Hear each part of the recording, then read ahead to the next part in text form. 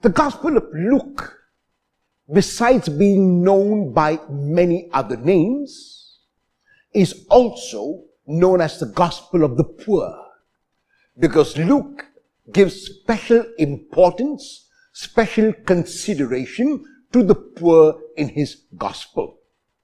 It is only in the Gospel of Luke that the parable that we will hear today is found. It is not found in any other Gospel, but is exclusive to Luke. It is known as the parable of the rich man and Lazarus. And what is striking about this parable is that a character in the parable is named. There is no other parable which Jesus told in which any character is named. The person in the parable might be a sower, might be a landowner, might be a laborer, might be a king, might be a woman, might be a man, but never named except in today's parable, known as the parable of the rich man and Lazarus. What is the parable about? There is a man who is rich and has all the comforts and luxuries that he can have. And there is another man just near his doorstep named Lazarus. And the meaning of the word Lazarus, the meaning of the name Lazarus is God helps. And because God helps that man, the poor man, finally, his name is God helps, his name is Lazarus. But this man, who is Lazarus, poor, sitting near the doorstep of the rich man, and the rich man is so caught up in himself, is so caught up in his riches, is so caught up in filling himself with his comforts and luxuries that he is not even aware that there is someone poor. Our country, India, is a country in which the rich are getting richer and the poor are getting poorer. 5% of the population of the country who are rich possess more than 90% of the wealth of the country, and this parable is dedicated to these who are unconcerned about others, who don't give a damn about others, who say that their needs are primary and their needs are all that they will be concerned about. And then the rich man dies, and he can take nothing of his riches with him. When the Greek tycoon Aristotle Onassis died, someone asked, how much did he leave? And someone said tongue-in-cheek, he left everything. In other words, he could take nothing with him. And so this rich man, the rich of our country who do not care about the poor, die and they go to God. And God now judges them. And the judgment is terrible because they did not care about the poor, because they were so caught up in themselves. They are sent to a place where they will continue to focus only on themselves, and that place is termed hell. And after a few years, because of his poverty, the poor man also died.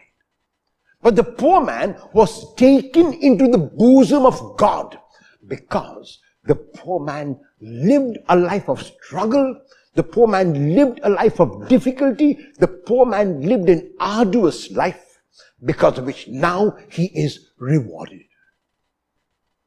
And the rich man is so caught up in himself that even as he burns in the fires of hell, all he can think of is himself.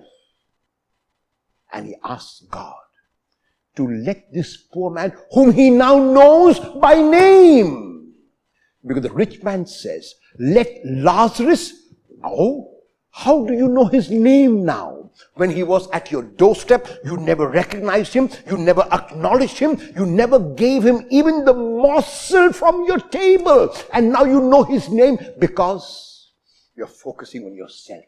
You want him to do you a favor. Let him dip his finger, the tip of his finger, in water and cool my tongue, because I am in torment, the rich man says.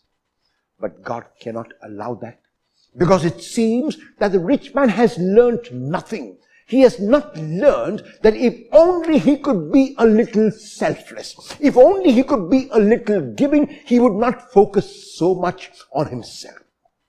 He's caught not only with the sin of omission, that is, not doing something for the poor man, he's also caught, unfortunately, in the sin of self-centeredness, in the sin of self-focus, in the sin of selfishness. The rich man now realizes and asks God to send a messenger to his family, to the people who are alive, to his brothers and sisters on the earth, so that they don't behave in the same manner. And God says, they have enough of messages already. They can see that the poor are suffering all over the country. They can see that the poor are suffering all over the world. If they were really serious about giving, now is the time they have to give. And so God will not send another messenger. God has given enough messages already, and for us as Christians, the message that we always require, the message that is given definitively, is in Jesus Christ.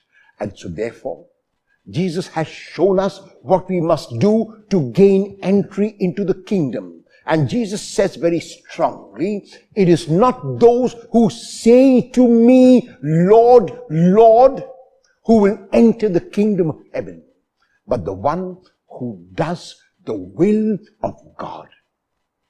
And what is the will of God? The will of God in this context is to be a little less selfish. The will of God is to say that those who are living lives of poverty are my brothers and sisters, that for whatever reason I have blessed with abundance and more, and the will of God is that I share with them this abundance, that I let them partake of my abundance so I can become a little less selfish. I will not be guilty of the sin of omission, and I will gain my place in heaven. And so each one of us is called through the challenging reading of today, through the parable which Jesus tells, to ask ourselves serious questions.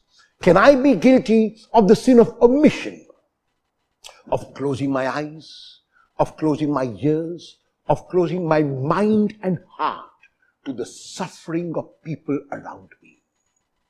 Can I be guilty of wishing them well and of praying for them through my lips, but doing nothing to reach out to help them? Can I be accused of that sin of omission which focuses only on myself? A sin of selfishness, a sin of self-centeredness, a sin even after I have all that I require, I need more.